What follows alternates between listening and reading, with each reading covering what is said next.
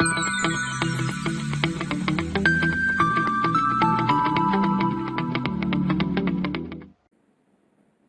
friends, myself Rahul Thakkar from LJ Institutes of Engineering and Technology. In the current video, we are covering the topics such as basic definitions, types of pumping, basic laser system components, application of laser in various fields. Okay? But before moving further, let me brief few important aspects. Normally, the population of lower energy level is greater than the higher energy levels. Basically, you know that the number of electrons in the lower energy level will be higher. The process of stimulated radiation or the absorption and the spontaneous emission are going on in the same time. Yet even if we ignore the decay factor, stimulated absorption still dominates over the stimulated radiation. Okay, so absorption will be more rather than emission. This means that the incident electromagnetic wave cannot be amplified in this case, and the amplification of the incident wave is only possible when the population in the upper level is greater than that in the lower level. This is the case called population inversion.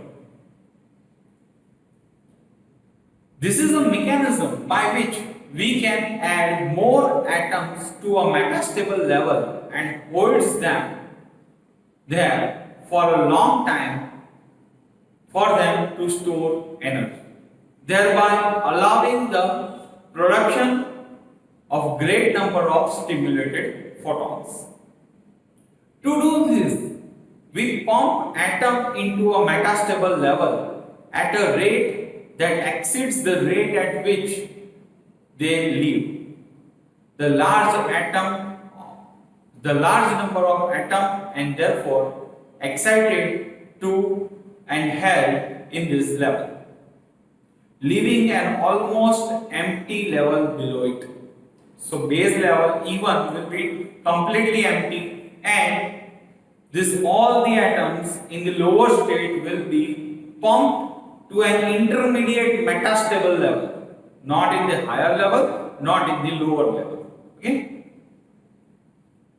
So the atom stays in the metastable level without de-exciting while the population builds up, giving rise to a population inversion. You can see that the higher level has more energy compared to the more number of populations compared to the lower number of populations. So in practice, laser action cannot be achieved for only two levels as described above for just E1 and E2. So 3 and 4 level system means in between 1 or 2 metastable level is required. Okay, so the 3 and 4 level system however works. So in the figure you can see that the 3 level system is shown, and analysis of this system follows. Okay, followed by a description of pumping scheme of each system. So let's start with the first definition, that is population inversion. What is the basic definition of population inversion? So it is a state of achieving more number of atoms in the excited state compared to the ground state. That is, N2 is greater than N1. Now next is pumping. So it is a mechanism of exciting atom from the lower energy state to a higher energy state by supplying energy from an external source. So initially an energy from an external source is supplied and which acts as a pumping medium. Okay, which acts as a pumping mechanism, and thus it excites the atom in a lower energy level and sends them to the higher energy level, and thereby achieving a population inversion. Now next is optical pumping. So it is a mechanism of exciting atoms from the lower energy state to a higher energy state by supplying external energy from an external optical source. If an optical source is used to supply an energy, such a kind of pumping is known as a optical pumping. Now next is lasing. It is most important definition. The process which leads to the emission of stimulated photons after establishing a population inversion is known as a lasing. Okay, Lasing. So next is lifetime. The limited time for which a particle or an atom remains in the excited state, okay, is known as a lifetime. It is normally in about of nanoseconds. Now next is metastable state. The energy level where the lifetime of atom is very large is known as a metastable state. It is generally about 10 raised to minus 3 to 10 raised to minus 2 seconds. Next is optical resonators. It is a pair of reflecting surfaces, especially mirrors, of which one is a perfect reflector and other is a partial reflector. One is a perfect reflector, another is a partial reflector. Combiningly, they do form a optical resonator. Okay. Now, next topic is types of pumping. So, in the table I have formulated, you can see about the pumping, how the pumping is achieved, that process is used, that process is mentioned, and thereafter where in which type of laser this kind of pumping is used is shown. Okay, so let us discuss first one. First one is the optical pumping.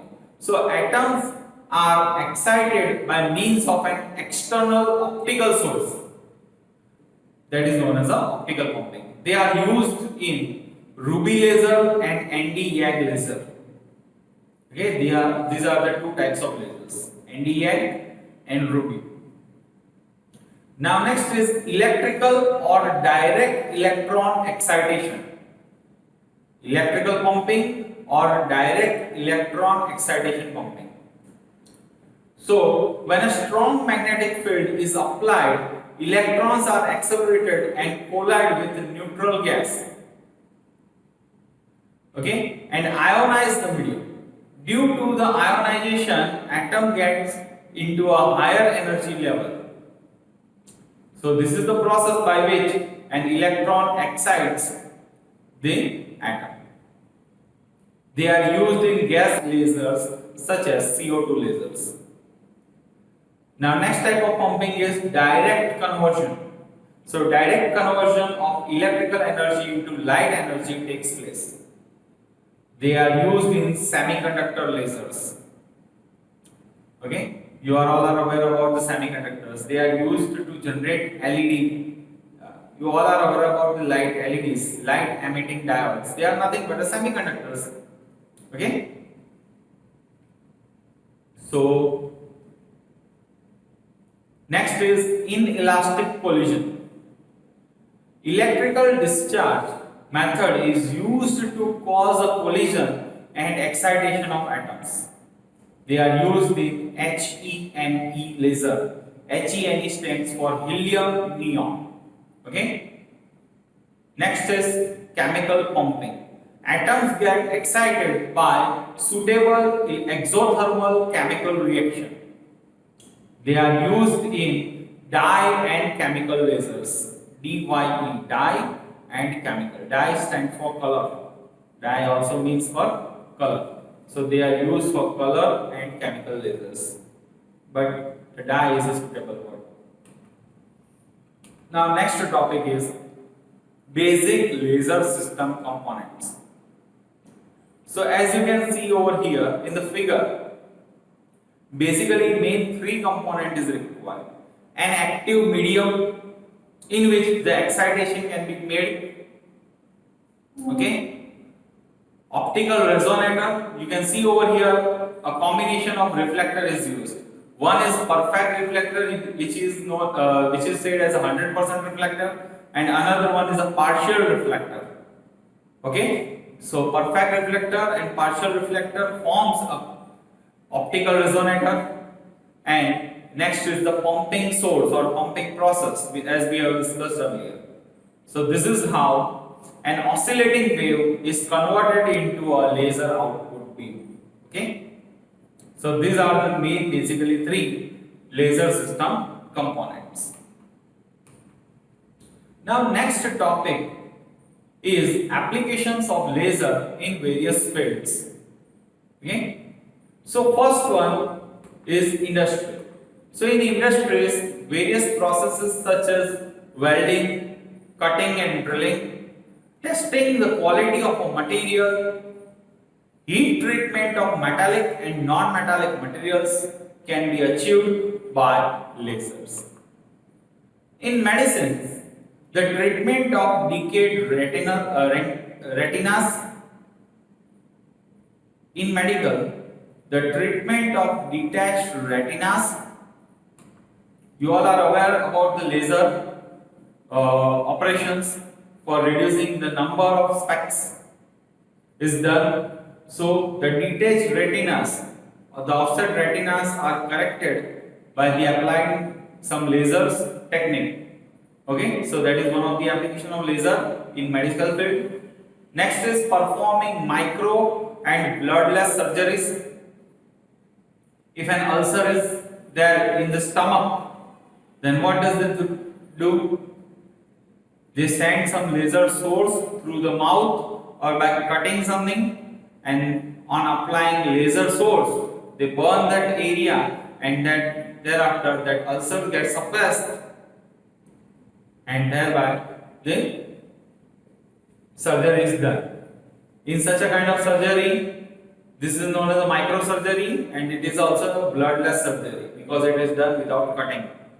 Okay, especially these are such small pipes, they can be sent through the mouth. Okay. Next is the treatment of cancers and tumors. The treatment of cancer can be done by this laser, and the tumors can also be cut down.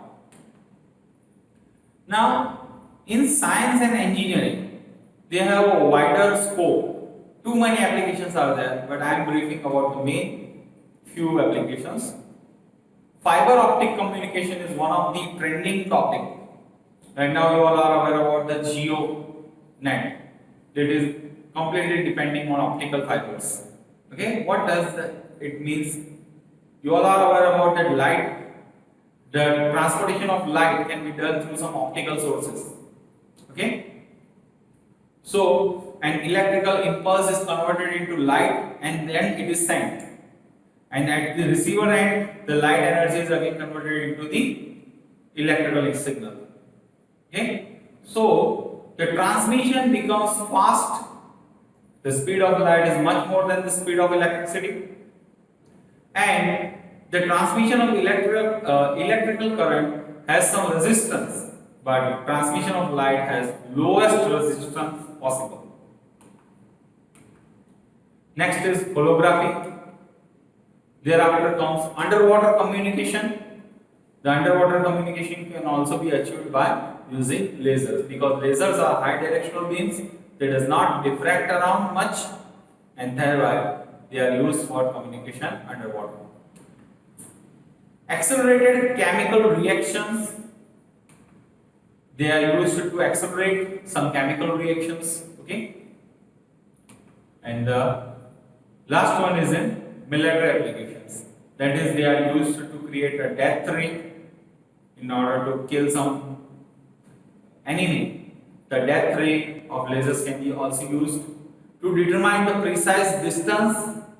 Lasers are used, and a laser gun is also used. You all are aware about this through one game called PUBG. Okay, so that's it for today, guys. Thanks for watching.